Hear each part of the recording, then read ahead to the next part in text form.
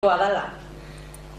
Zertan literatura femeninoa bat da, zertan dira berdinak eta zertan desberdinak, adibidez Eider Rodríguezen obra, Itxaro Gordaren obra edo Carmele Jaioren obra.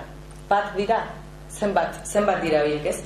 Baina era berean, 5 urteko tarte berean, bapateko bertsolaritzak ematen du aukera hainbat ahots, adibidez, hainbat emakumeren ahotsak, konparaketaitaren, hainbat aldiz entzuteko. Eta orduan, pertzepzioan oinarrituta behintzat, analisi konparatu bat iteko errezago ezin daiteke bapateko bertsolaritza literatura baino. Orduan, hor dago paradoja hori, ez? Teorizatzeko ze zaila, baina era berean, danok sentitzen ditugu diferentzia horiek eta danokin dezakegu analisi konparatu bat.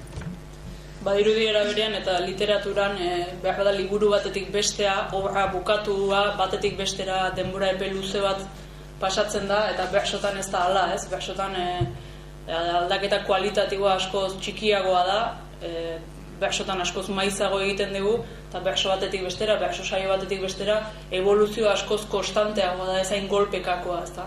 Askoz, aldapa leunagoa, baino jarraiagoa era berean, ez? €1 berria, lehen esan dugu, ez? Bertsolaritza dela €1 berria dana. Eta, paradogikoki, €1 berria da beti errepika izanik.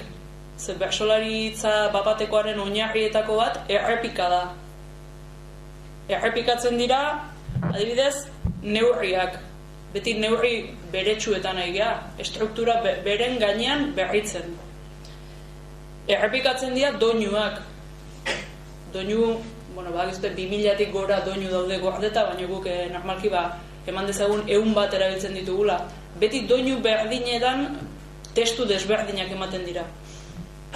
Errepikatu litezke esamoldeak, errepikatu litezke errima jokuak.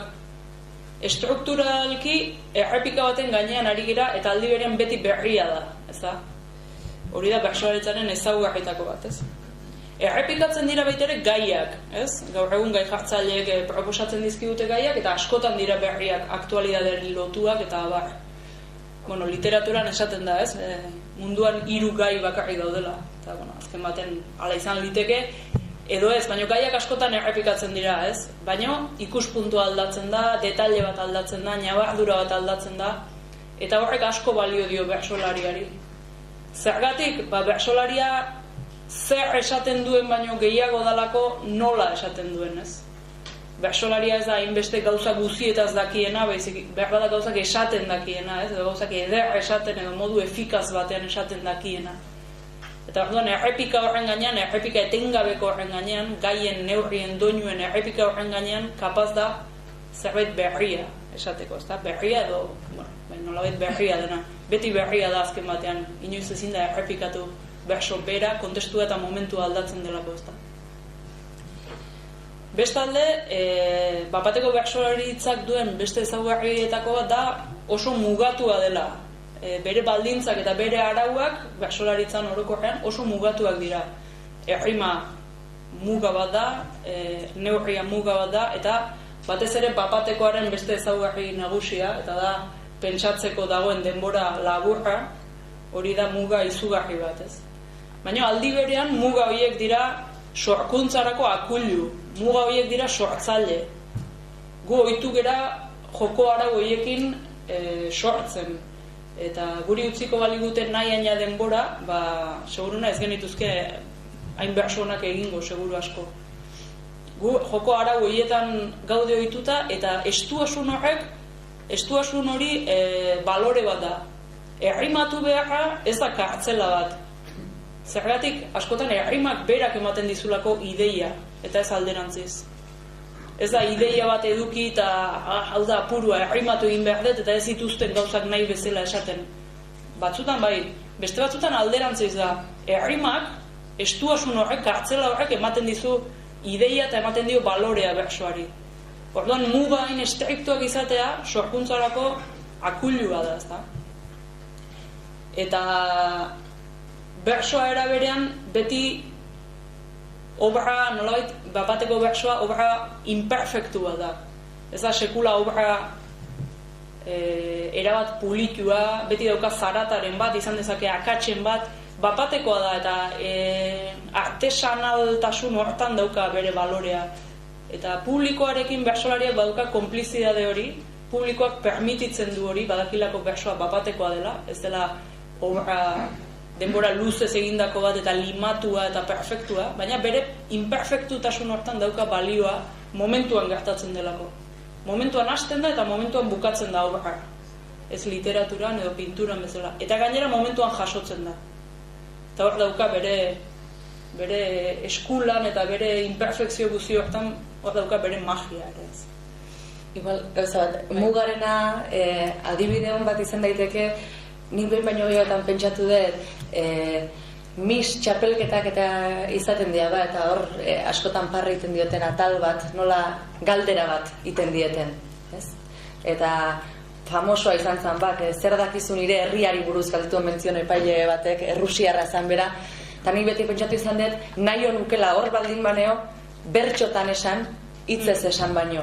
Ze bertxotan gauza bat jakinda, badakizu muga hoien barruan, jantzi dezakezula, baina mugarik ez baldin badukazu, Errusia ez dakizkizun 3 gauzek ez dute balio, azalpen baterako, baina 3 gauza horiek bertso baten sartzen baldin badituzu, ja bertso on bat izan daiteke.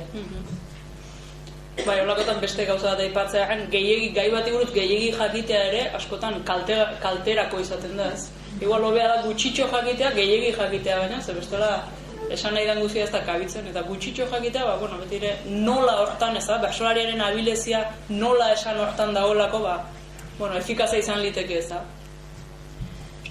Orduan, bapateko sorkuntza hitz egiten dugu ez, eta sorkuntzaren kontzeptu hori, idea hori oso purian dago ez, sortzaileak gara eta sorkuntza hitz egiten da ez.